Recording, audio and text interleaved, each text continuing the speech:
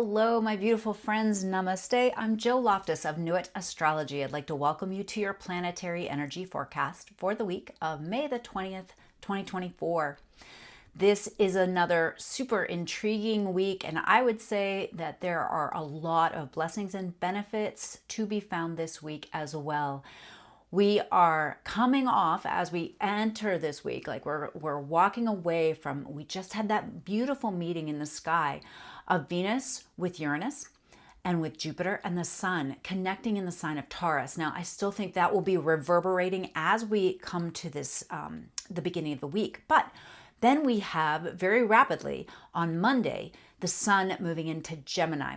Now, another thing to take note of about Monday is the moon is void all day until 6:34 p.m. Eastern time. So adjust for your time zone. But when you get up that morning, pretty much anywhere on the planet, the moon is going to be void. Now, so that means opportunities are coming, but you have to kind of be wise in your initiations because you want to get traction, right?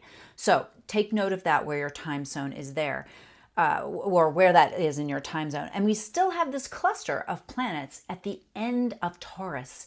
And you're going to feel this begin to shift, right? The Sun goes into Gemini, but one by one, we're going to have several planets move into Gemini later this week.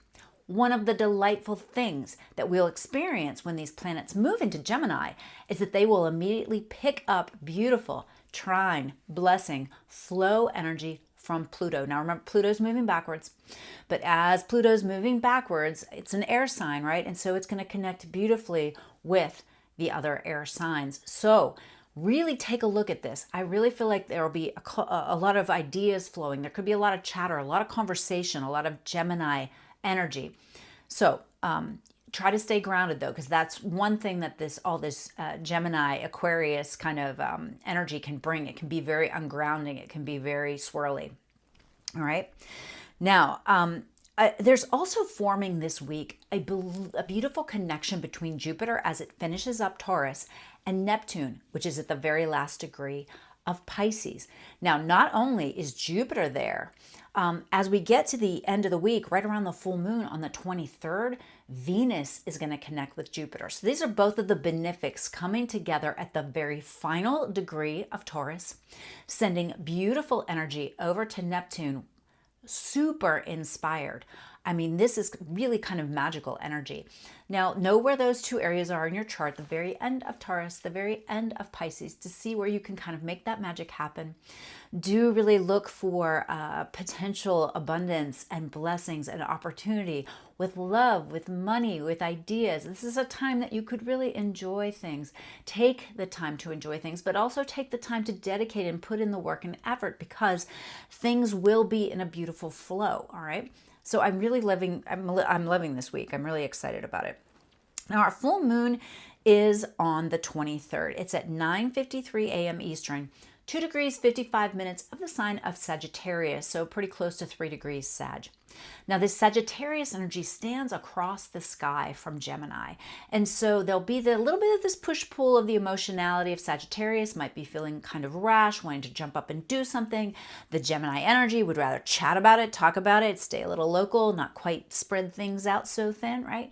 So there could be a little push-pull of this, but really see if you can purge or release or let go of anything that blocks you from the Sagittarius themes. So anything that, if you want to finish a course or a class, you want to no longer pursue one particular course of study, if it's time to let go of a philosophy or let go of a teacher, it's a time to remove the blockages that keep you from learning, from traveling, from experiencing, from enjoying, from from all the wonderful communicative, expressive Geminian energies and Sagittarius energies. So it's on the date of the exact Venus-Jupiter conjunction as well, too. So just watch. I mean, really, that Venus-Jupiter, the only way it could go wrong is to overindulge, right? Again, this could be that energy of whip out the credit card and create a lot of debt because you really want something or you desire something really beautiful, something really Tauran. So make sure that you're moderating the energies just a little bit here. All right. And then on that same day, on the 23rd, Venus slips out of Taurus and moves into Gemini. This is a much more flirtatious Gemini. This is a much more talkative, chatty, social, a very social Venus. And so this is our, you just might feel inspired this week. It's like, wow, it's time to get together and have a little dinner party. It's time to invite the neighbors over. It's time to, make some local connections. And so this is beautiful energy for all of those things. Now, as she moves into Gemini, she's going to be very close to the sun, very, very close to the sun. But the other beautiful thing is, as she steps foot into Gemini, almost immediately, she picks up that beautiful trine from Pluto as well. So I really see this beautiful flow of ideas, of compassion for all. This is the higher vibration of Aquarius, right? Concern for all, allowing each to be unique and individual and quirky, but yet understanding how it all fits into the fabric of unity. So there could be this real, just wonderful conversations and connections.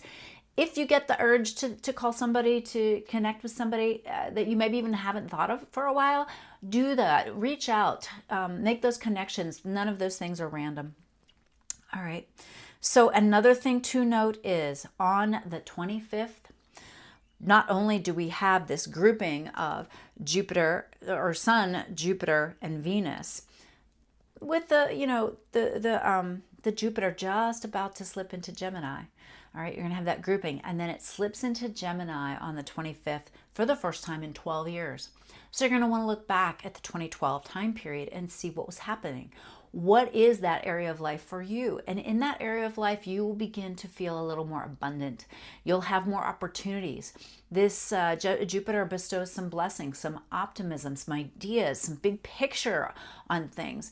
And so this is just like a brand new 12-year beginning in that area of life. So look back 12 years ago, and what advice would you have given to your younger self back then, 12 years ago, about what opportunities to say yes to and which to pass by, about where you're directing your energy, where you're being realistically optimistic, practically optimistic, communicatively optimistic, or where you're being negative, or where you're taking on too much, or where you're ungrounded or scattered. Another thing with Gemini is you have to be truthful, you have to be honest, you have to be clear, right? The nature of Gemini is so dual, it can very much want both things at the same time. And so then it ends up with neither, okay? So you may find your decision making even challenged a little bit because you're weighing out your options, but you need to pick one, okay? Pick one. Now, a mild caution flag. There's so many lovely things happening this week, but I would put a mild caution flag up. Why? Well, because Mars, as we get to the very end of the week and into the weekend, Mars is coming to that degree of the solar eclipse that occurred in April, that major solar eclipse. And so Mars could set off some of the themes that occurred around that eclipse. Remember, we called it the Great American Eclipse.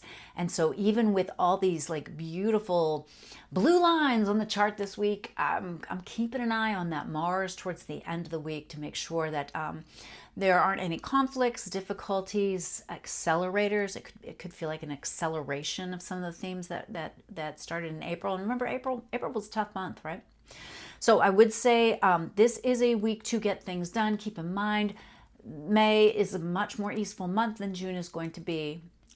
So for this week, the light of this week is the shift into Gemini energy. Now, I love me some good Tauran energy. I'm a good Tauran. I love Taurus energy, but I love Gemini energy too. It's just going to lighten things up a little bit. I think bring more possibility, especially with Jupiter moving into that sign. So I really love that. And I'm also really, really stoked to see how it flows with the Pluto, right? We're getting, Pluto's been causing a little bit of strugs with that Taurus energy. Now we've got the beautiful flow with Gemini. How is that going to transform things? Now, I'm also really loving that the Venus and Jupiter sextile to the Neptune. These outer planet contacts are really deeply vibrational. It's almost like they're not obvious big events always. They kind of tone things. And so look symbolic to see where that is. How is this Neptune wrapping up in Pisces? Remember, Neptune loves to be in Pisces, but I'm not sure it's been functioning. I'm not sure we've been using it to its highest vibrational possibility. And so that might be highlighted this week as well. If you can embrace those spiritual concepts, those understandings of really honing your intuition and working in harmony with what you value, what really matters to you. I'm also really loving the Jupiter into Gemini. I think, Jupiter in Taurus kind of, can be a little stuck in the mud, right? For Jupiter. Into Gemini, all of a sudden it's going to be just lighten, brighten mode.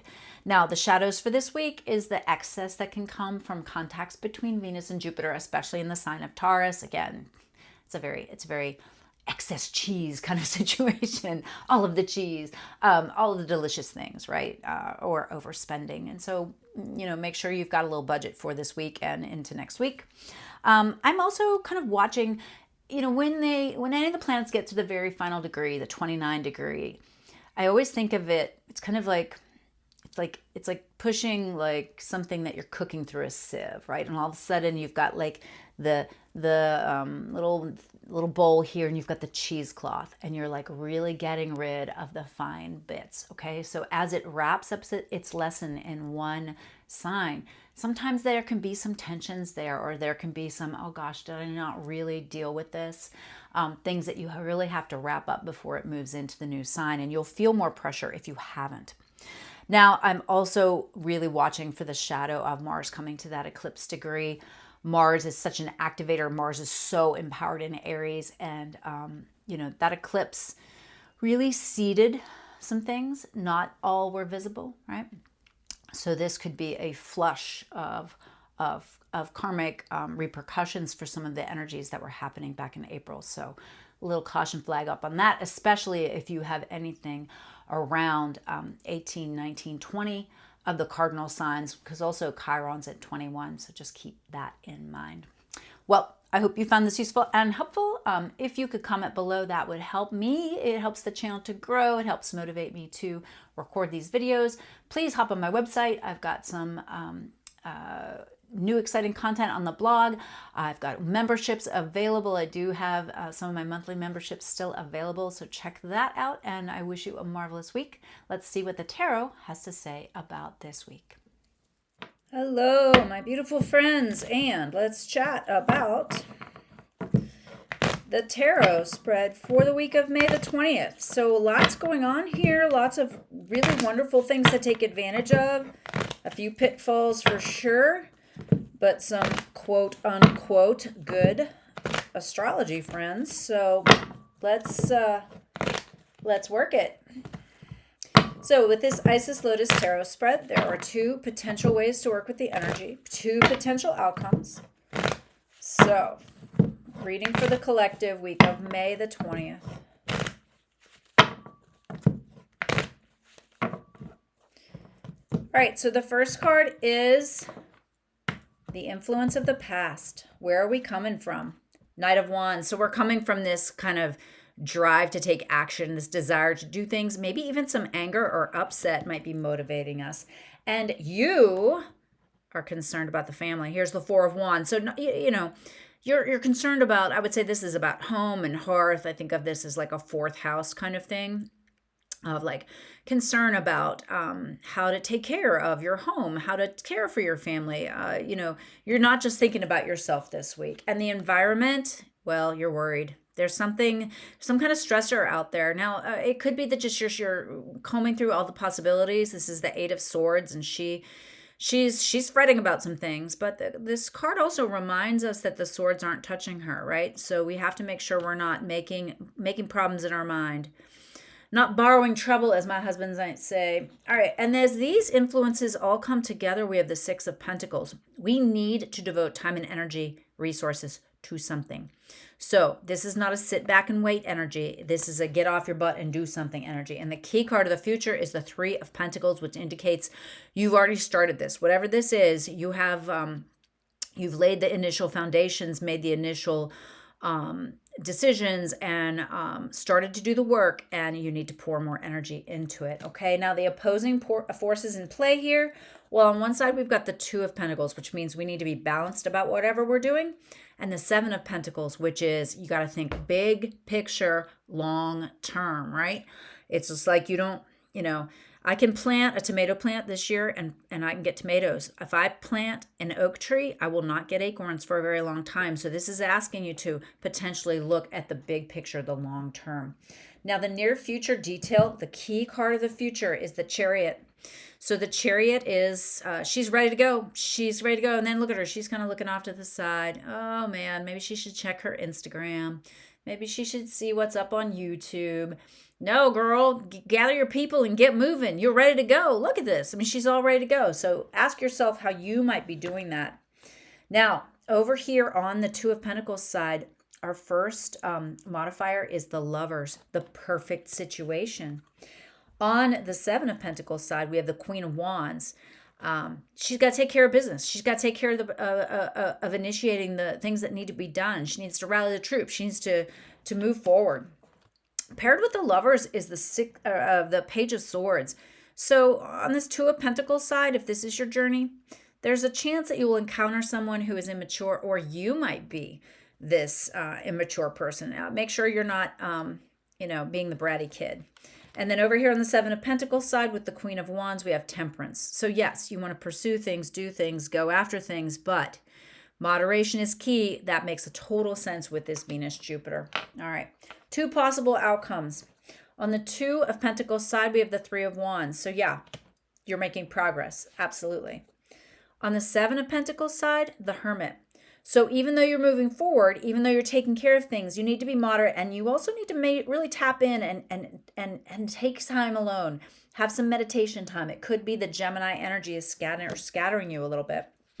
Over here on the Two of Pentacles side with the Three of Wands, well, here comes the Tower. So, change. Sudden, shocking change. Over here with the Seven of Pentacles side and the Hermit, we've got the Queen of Cups. So stepping into a role as someone who's helping others, who's emotionally available, who is caretaking, who is nurturing, who has a role as a healer, helper. All right, so we started out with Knight of Wands energy, right? Wanting to take action, but we're also considering the family unit, Four of Wands. We're stressed, okay? There's some stressor here with the Eight of Swords, but we need to remember that our worries, some of them are shadows, so we need to move past those shadows to the Six of Pentacles, where we start to pour energy into the things we want. Now, the key card here is like understanding Three of Pentacles. We've already started something, all right? And so if we're going to take the Two of Pentacles approach, we need to be balanced. We know what we're doing. We're started, and we're not going to extremes, but we have to move forward. We look for the right people, the right situation, the Lovers. It could even be that what you love or what you're passionate about is really helping you here, right? And we need to approach it mature. We need to watch out for immature reactions, immature people, and keep moving forward. And understand that as we do that, something is going to change, and it could be dramatic, so you need to stay a little adaptable. On this other side, it's really a big picture, visionary, long-term goal that you're looking at, but you still have to move forward with it. You still need to nurture it, tend to it, care for it, and don't go to extremes, all right? That's one of the things that both sides are telling us. You also might need more time to meditate, tap in with your guides, do some automatic writing, do some, go for a walk and really just clear your head. Your Hermit energy is more about tapping in and not getting too scattered in all these different conversations or what other people might want you to do. You got to tap into that. And then Queen of Cups, be intuitive though, okay? Still operate based on intuition. I think all in all, this is a really good reading. I'm excited personally also to move forward with this Chariot energy, and I hope you have a marvelous, wonderful week, and I'll see you next week.